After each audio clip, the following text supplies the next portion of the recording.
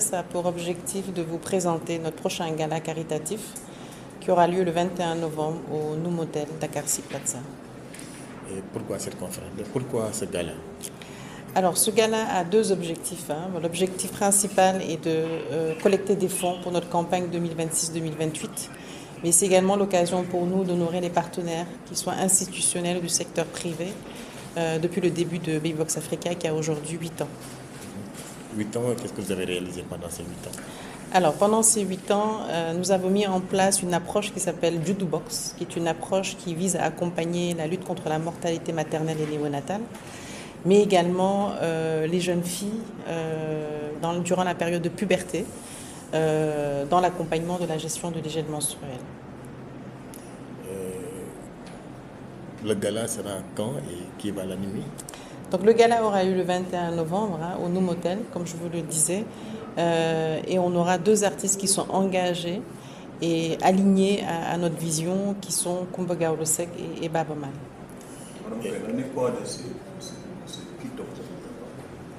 Les kitbox. Les kits.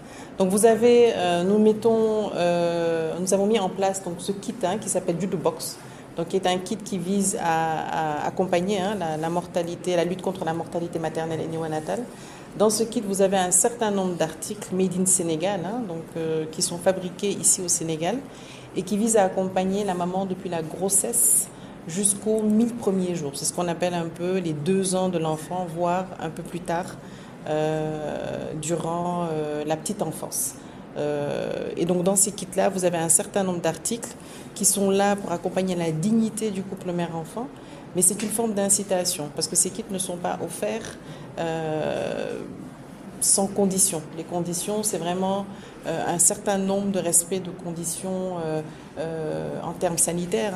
Je parle des visites prénatales, des visites postnatales. Il y a également l'enregistrement à la naissance, mais il y a également la présence à un certain nombre d'ateliers sur la protection, sur l'hygiène, sur le respect de l'environnement, également sur le leadership. Ce qui est du Sénégal, c'est une manière aussi d'occuper un peu le marché quand même, un peu des kits qui sont importés au Sénégal. Oui, on parle beaucoup de souveraineté nationale. Nous, l'idée, c'est vraiment d'accompagner la femme dans l'indépendance, je dirais, en termes d'approvisionnement. Ce qu'on cherche aujourd'hui, c'est à offrir des kits qui sont fabriqués localement avec un matériel complètement made in Sénégal. L'objectif dans ça, c'est de ne pas dépendre de l'approvisionnement externe. Et du matériel aussi qui seront réutilisables. Exactement, parce que dans ces kits-là, vous avez du matériel. Alors, on parle par exemple d'accompagnement dans l'hygiène de la maman, on parle des serviettes hygiéniques lavables, on parle des couches lavables. L'idée aussi, c'est d'offrir un certain nombre d'articles qui sont réutilisables et qui peuvent être utilisés par d'autres enfants éventuellement dans le ménage. Comment vous faites pour travailler avec ces femmes, pour faire bénéficier de ces femmes, par exemple, de votre association? Parce qu'au Sénégal, il y a des zones, surtout des femmes qui se trouvent dans des zones très reculées. Alors comment ces derniers peuvent bénéficier, par exemple, de votre association? Alors, nous, dès le début de la mise en place de ce projet-là, nous nous sommes approchés des ministres sectoriels, ministre de la Santé à travers la direction Santé Mère-Enfant. Nous avons le CNDN, donc le Conseil national de développement de la nutrition. Nous avons l'agence de la case des tout-petits. Nous avons également le ministère de l'Éducation nationale. Vous avez également le ministère de la formation professionnelle avec qui nous échangeons actuellement. Nous mettons en place des approches en alignement avec les politiques nationales de développement en matière de santé, en matière de protection, en matière de social, de solidarité.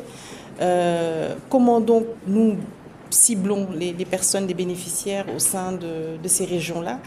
Nous avons ces partenaires techniques. L'idée aussi de mettre en place des partenariats avec les ministres sectoriels, c'est également d'avoir une cartographie où il y a réellement des besoins, où il y a un impact. Aujourd'hui, on sait que le secteur privé souhaite accompagner ces objectifs-là. L'idée,